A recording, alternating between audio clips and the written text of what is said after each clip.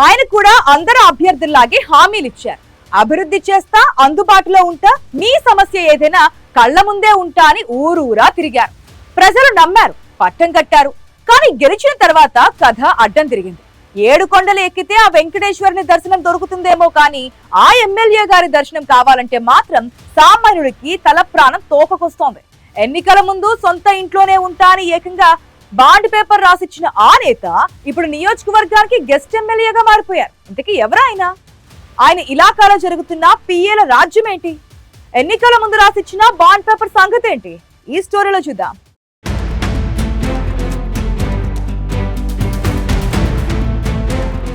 ఇదిగో ఇక్కడ కనిపిస్తున్న ఆయన పేరే గడ్డం వినోద్. బెల్లంపల్లి ఎమ్మెల్యే. గతంలో మంత్రిగా పనిచేసిన అనుభవం, రాష్ట్ర స్థాయిలో పరిచయాలు ఉండడంతో ఆయన గెలిస్తే నియోజకవర్గం రాత మారుతుందని ప్రజలు ఆశపడ్డారు. అయితే ఎన్నికల సమయంలో వినోద్ లోకల్ కాదు, గెలిచాక హైదరాబాద్కే పరిమితమవుతారని ప్రత్యర్థులు ప్రచారం చేశారు.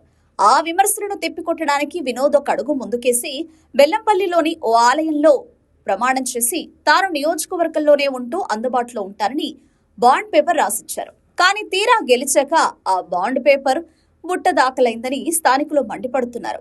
అయితే సదరు ఎమ్మెల్యే గారిని కలవాలంటే ఇప్పుడు సామాన్యుడికి గగనమైపోయింది. ఆయన ఎప్పుడు వస్తారో ఎక్కడ ఉంటారో తెలియక ప్రజలు అయోమయానికి గురవుతున్నారు. ఏదైనా పని ఉంటే హైదరాబాద్ వెళ్లాల్సిందే. సామాన్యులు అక్కడికి వెళ్లలేక ఎమ్మెల్యేకు దగ్గరగా ఉండే కొందరు నేతలను ఆశ్రయిస్తున్నారు. దీంతో కార్యకర్తలకు, సామాన్యులకు ఆర్థికంగా భారం పెరుగుతోంది.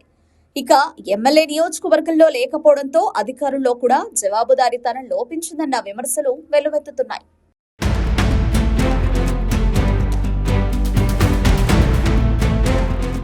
అయితే ఎమ్మెల్యే లేని లోటును ఆయన పిఏలు, స్థానిక నేతలు భర్తీ చేస్తున్నారు. కానీ అది ప్రజల కోసం కాదు, వారి స్వార్థం కోసం అన్న విమర్శలు వినిపిస్తున్నాయి. పిఏలు ఇక్కడ చిన్నపాటి ఎమ్మెల్యేలా చెలామణి అవుతున్నారట. ఒక పిఏ రోడ్డుపై తాగి డాన్స్ చేసిన వీడియోలో వైరల్ అయిన ఎమ్మెల్యే చర్యలు తీసుకోలేదు. డబుల్ బెడ్రూమ్ ఇళ్లు, ఇందిరమ్మ ఇళ్ల కేటాయింపుల్లో కూడా వాటాలు తీసుకుంటున్నారనే ఆరోపణలు వినిపిస్తున్నాయి. స్థానికంగా ఎమ్మెల్యే లేకపోతే ఏంటి, 7 మండలాల్లో 7 షాడో ఎమ్మెల్యేలు ఉన్నారు కదా అంటూ కొందరు సెట్టలు వేస్తున్నారు. ఒక్కో మండలంలో ఒక్కో నాయకుడు ఎమ్మెల్యేగా వ్యవహరిస్తూ పనులు చక్కబెడుతున్నారు. ఎమ్మెల్యే అందుబాటులో లేకపోవడం, స్థానిక నాయకులే పెత్తనం చెలాయిస్తుండటంతో అధికారులు సైతం మాట వినడం లేదని, నిర్లక్ష్యంగా వ్యవహరిస్తున్నారని నియోజకవర్గ ప్రజలు చెబుతున్నారు.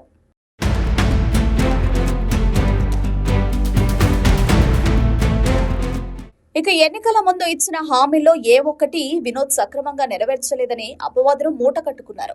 ఎన్నికల హామీలో భాగంగా వినోద్ బెల్లంపల్లిలో bus depot, medical college, polytechnic కాలేజీని ఇంజనీరింగ్ కాలేజీగా మార్చడం, కొత్త పరిశ్రమలు స్థాపించడంతో స్థానికంగా ఉన్న నిరుద్యోగులకు ఉపాధి కల్పించడం వంటి హామీలను ఇచ్చారు. అయితే ఇప్పుడు ఎమ్మెల్యే గెలిచాక నియోజకవర్గం ముఖం కూడా చూడడం లేదనే ఆరోపణలు వినిపిస్తున్నాయి. ఈ ప్రాజెక్టుల కోసం ఎమ్మెల్యే కనీసం ప్రయత్నం కూడా చేయడం లేదని సొంత పార్టీ నేతలే గుసగుసలాడుకుంటున్నారు. మంత్రి పదవి రాకపోవడంతోనే వినోద్ అలిగి నియోజకవర్గానికి రావడం లేదన్న టాక్ కూడా గట్టిగా వినిపిస్తుంది. ప్రస్తుతం నియోజకవర్గ ప్రజలు తమ ఎమ్మెల్యే ఎప్పుడు వస్తాడు, ఎప్పుడు తమ సమస్యలు తీరుతాయోనంటూ కళ్లల్లో ఒత్తులు వేసుకుని మరీ ఎదురు చూస్తున్నారు. అయితే వారందరికీ నిరాశ మిగులుతోందనే టాక్ గట్టిగా వినిపిస్తోంది.